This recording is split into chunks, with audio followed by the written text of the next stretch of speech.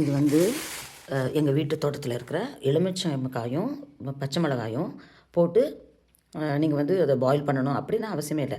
இப்படி ஃப்ரெஷ்ஷாக பறித்து நல்லா கழுவிட்டு அரிஞ்சிட்டு அதை அப்படியே இந்த மாதிரி ஒரு மண்பானையில் சட்டியில் வச்சு உப்பு போட்டுட்டு இதை வந்து கொஞ்சம் விளக்கெண்ணெய் விட்டு அப்படி இது கிளறி விட்டுட்டு ஏடு கட்டி வெயிலில் வச்சு எடுப்பேன். இஞ்சி ஃபுல்லாக வந்து துருவிட்டு அந்த இஞ்சி காரம் இல்லைங்களா, அதனால் என்ன பண்ணியிருக்கேன், இந்த எலுமிச்சம் ஜூஸையும் நம்ம பிழிஞ்சு விடலாம், இல்லைனா ஆப்பிள் சிடர் வினிகரை போடலாம்.